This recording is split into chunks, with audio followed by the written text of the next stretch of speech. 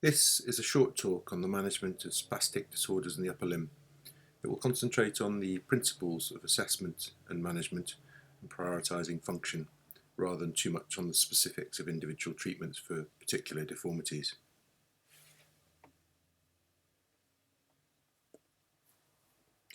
Spasticity is a complex motor disorder characterised by an involuntary velocity-dependent increase in muscle tone associated with exaggerated deep tendon reflexes that results in a resistance to movement. The reflex arc is a control mechanism with agonist potentiation and antagonist inhibition. Relays of neurons within the spinal cord affect this change. It's rather a complex pathway, and the stretch Golgi tendon organ and muscle spindle receptors act by inhibiting overstretch of the agonist muscle. The loss of downward inhibition, that's the hallmark of spastic disorders due to brain injury, results in overcontraction or accentuation of the muscle contraction of the agonist muscle and potential overinhibition of the antagonist, with overactivity in the stretch receptor. Now, spasticity results from a number of causes: cerebral palsy, and then in the adult stroke, which is predominantly thrombosis, to a lesser extent from hemorrhage or bleeding, and occasionally from embolus. Traumatic brain injury usually affects all limbs, depending on the area of the brain that's involved. And then there are a number of progressive degenerative spinal injury disorders or central nervous system disorders, such as demyelinating conditions that can result in spasticity, and of course spinal cord injury. Cerebral palsy is a complex disorder resulting from a non-progressive injury to the immature brain. The clinical manifestation is dependent on the area of the brain involved and the severity of the insult, but the posture and movement disorders that progress throughout adolescence and growth are the result of abnormal forces acting on the growing skeleton. Stroke is a vascular event affecting the brain. The middle cerebral artery, shown in the yellow in the diagram below, the territory involves the large part of the sensory and motor cortex, predominantly that involving the face and the upper limb, and to a lesser degree the lower limb. The anterior cerebral artery circulation includes lower limb more than upper limb in its territory, but the internal capsule area, shown in the mustard colour at the centre of the diagram on the left, is an area where much of the neural pathways converge, so an insult at this level can have extensive involvement with hemiparesis. Damage in the midbrain can result in decorticate posturing with upper limb flexion and lower limb extension, thought to be a protective unmasking of primitive reflexes for anti-gravity function, and lower midbrain and pontine injuries can result in decerebrate posturing with extension of all limbs. The abnormal posture in stroke develops through a phased response from initial flaccid response in muscle to a period of spasticity and then progressive recovery. Following a vascular event or a stroke, much of the recovery that occurs in the first 6 months dictates the final outcome. There's very little ongoing recovery beyond 6 months. How the patient is managed during that first 6 months dictates the outcome. As spasticity increases in the anti-gravity muscle groups, this will make the arm less useful. These primitive reflexes are unmasked, and a non-functional positioning of the upper limb results. Patients can no longer use their limb to send sensory information to the brain. This affects their participation in activities and rehabilitation, resulting in disability. Prolonged contraction results in eventual myostatic shortening of the muscle tendon unit and consequent joint contractures. Pain may arise from the spasticity or from secondary joint pathologies, and particularly in the hand, the axilla and the elbow flexor crease, hygiene concerns can develop in severe deformities. The classic posture that develops in a hemiparetic stroke is a shoulder adduction and internal rotation posture, elbow flexion, forearm pronation, wrist and finger flexion, and thumb adduction. Now, following a brain injury, there's a loss of downward inhibition resulting in the overexcitability of the stretch reflex, which results in spasticity. Spasticity shows a loss of control of a muscle weakness, and hyperreflexia. Consequently, there's muscle shortening, joint contractures, reduced function, poor environment interaction, and impaired rehabilitation. Coupled is the injury to the brain, resulting in impaired cognition, reduced engagement, and further impaired rehabilitation. And both of these combine to produce persisting disability. Now, it's possible as a hand surgeon to undertake treatment for patients with spasticity, muscle shortening, and joint contractures, and therefore improve their function, improve their environment interaction, and aid and assist rehabilitation. So when I come to assess a patient with spasticity, I ask a number of questions. What is the underlying diagnosis? What is the recovery to date, and what is the expected future recovery or deterioration? What is the patient's cognitive status?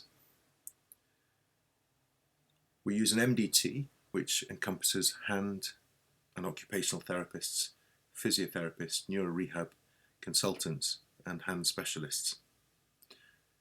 Orthotists may be necessary to assist with lower limb control. The importance of clinical assessment on a repeated basis cannot be overestimated. Spasticity has a temporal variation, and it's important to appreciate the extent of the involvement for the individual patient. In decision making, it's important to involve therapists and carers, and there are a couple of scales one should be aware of. The Tardieu scale measuring spasticity. This is the point at which the first catch is exhibited on a gentle, slow extension of a joint. That at a speed of falling, and that at a speed of maximum movement of the joint. The Howe scale can be used to assess the outcome of any surgical interventions and the current functional status of the limb. But the most important questions are, is there volitional control? Can the patient control the muscle that you're looking at? Which muscles are spastic, and is the antagonist actually functional? Is there a contracture? And is that contracture just in the muscle tendon, or is there an associated joint contracture? And a rather simplified algorithm is as shown here. In patients with volitional motor control without a myostatic contracture, they can have functional rehabilitation with support to the limb, agonist control, antagonist potentiation, and the use of mirror therapy, motor imagery, and constraint-induced motor training where the good limb is masked in order to optimise functional rehab in the poor limb. Bilateral training skills are also useful in coordinating function and control in the affected limb. Training in functional skills and using biofeedback and functional electrical stimulation all have a role to play.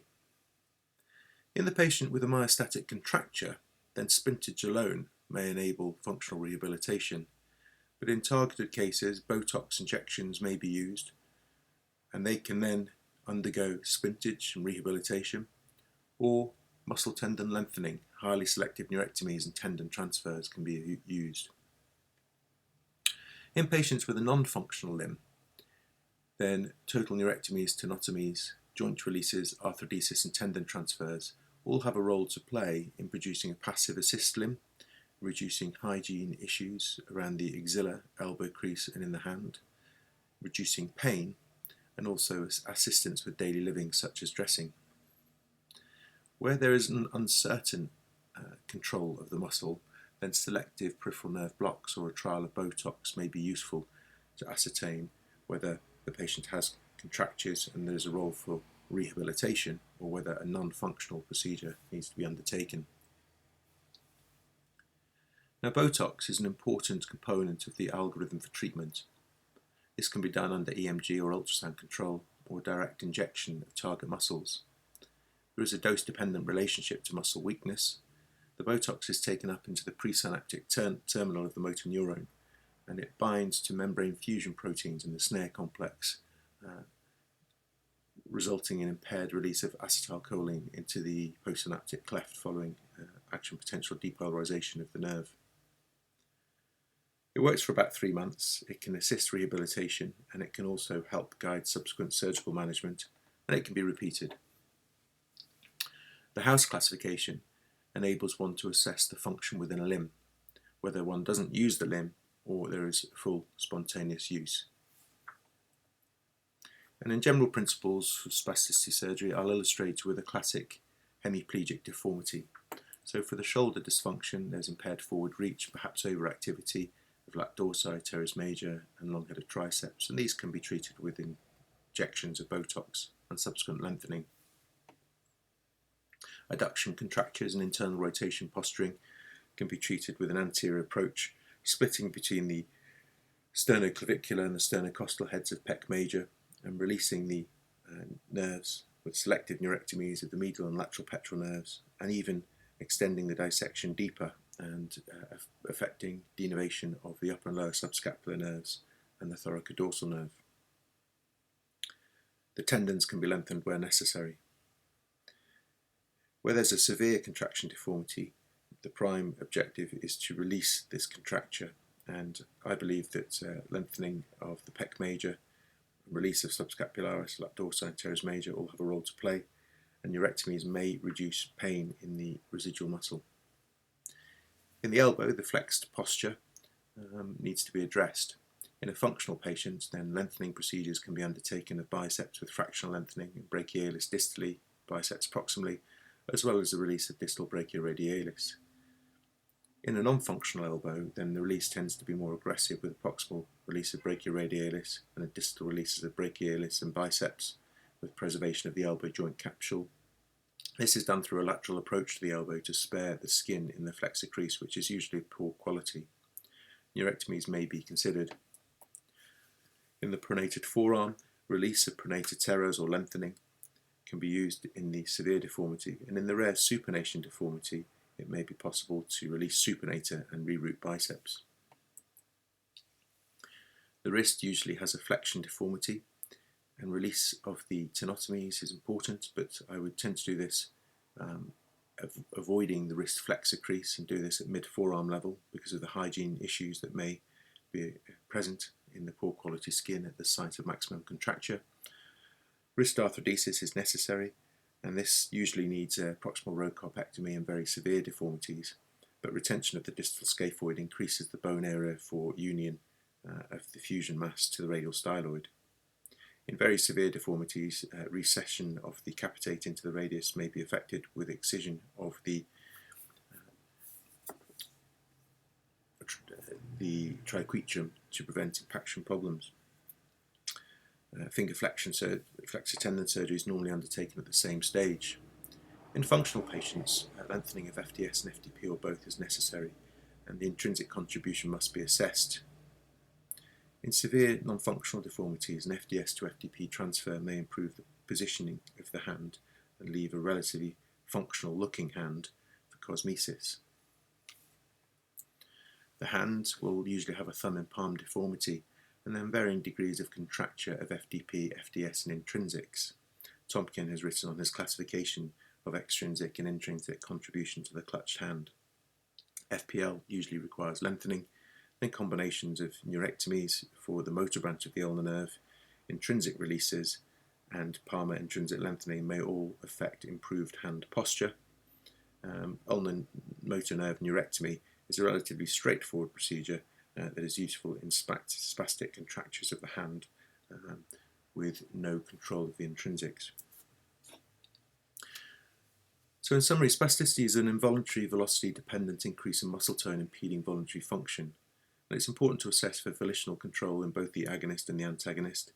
Functional rehabilitation assists recovery, and surgery has a role to play in both this recovery and subsequent salvage of severe deformity. Botox assists assessment and rehabilitation. An MDT approach is to be advocated, and unfortunately most patients with spastic deformity tend to be referred late, where salvage procedures can only be undertaken. It's important that surgery and upper limb specialists have a role to play in the early rehabilitation, and I would recommend an assessment by 6 months following stroke. Thank you.